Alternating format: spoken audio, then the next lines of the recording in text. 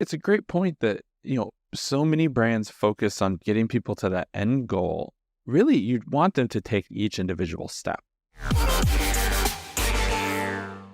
How would you go about simplifying a Shopify site?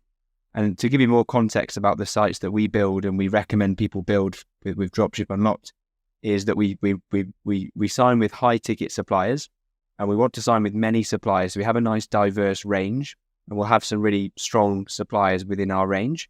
So with that comes, diverse range, lots of different products, lots of different suppliers. How would we go about actually simplifying a site to make it really simple for customers to find exactly what they need and go on to purchase? Well, I think that customers really start that digital experience the moment they encounter your company or your brand online. And the goal of digital experience optimization is to create an intuitive, really cohesive path for those customers who do discover you. And they want to understand what you do, gather that information, make a decision, and convert. So it's about giving them the things they need. So that is really why you have to understand those psychological principles, because you really want to give the consumer what they need at the moment they need it.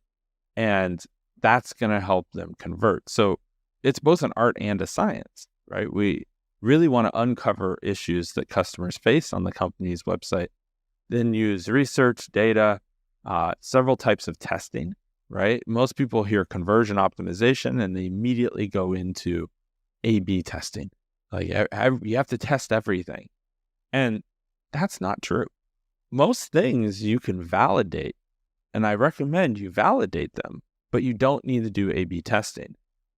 In fact, most brands shouldn't be doing A/B testing. They don't have the traffic volume or the conversion volume to really get statistical significance, right? Which is basically the math saying, yes, version A, version B, version C won. If you don't have enough traffic, then that really just isn't worth it. It will take you way too long to see a return on that investment. So I really recommend looking at it as both an art and a science. And the easier it is for customers to find the right solution for them, the more likely it is that they're going to convert. Right? So that's where you should focus. So many companies focus on this question around how do I get people to convert, that they miss out on the crucial opportunities that exist before that. Because so many customers never make it that far into the digital journey to even consider converting. So if you look at it like a funnel, you really need to be most effective higher up the funnel, not just worrying about that checkout or that conversion point, because that's important once people get there. But it's not really the best place to start optimizing for the biggest impact.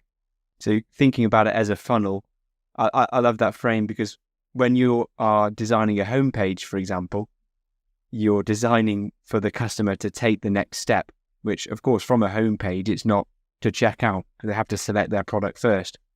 So it's about getting somebody from a homepage to a collection page, so choosing which type of product they want to view and then going from there. It's a great point that, so many brands focus on getting people to that end goal.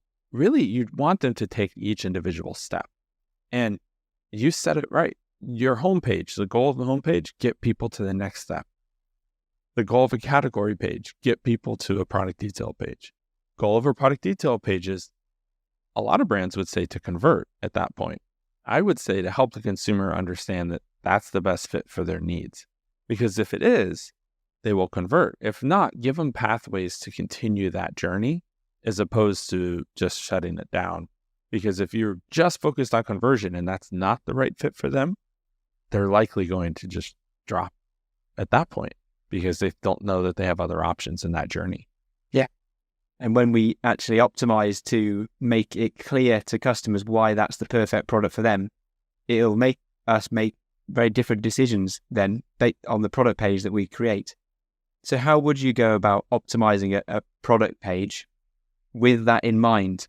How do we get across to the customer that this is the right product for them? Yeah. So, this is where in the book, I actually outlined 4 phases. There's the discovery phase, the information gathering phase, decision-making and conversions, and then post-purchase. I would say at this point, the goal of that page, of the product detail page, is really information gathering for consumers. And this is the point of the journey where customers really move beyond this might be what I'm looking for to digging into the details. All right.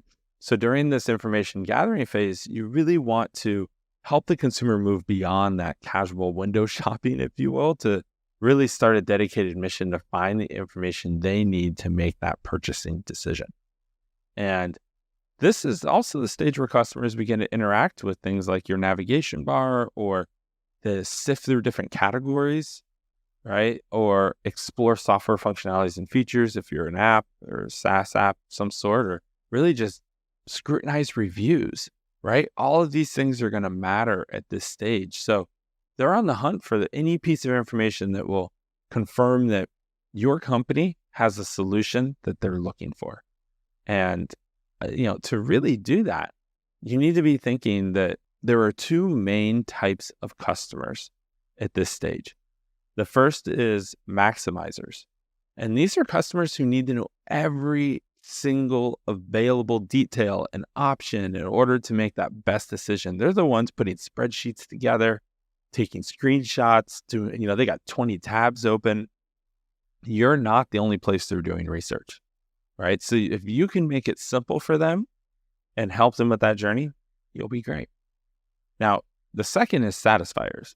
And these folks are interesting because these guys they're just content to find a good solution to their problem and move on with their life, right?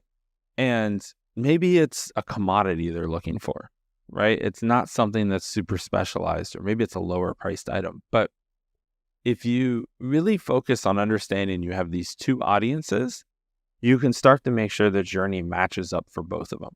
You can have the details there when people want it, but you can also make sure that it's easy to convert for those who are ready to do so.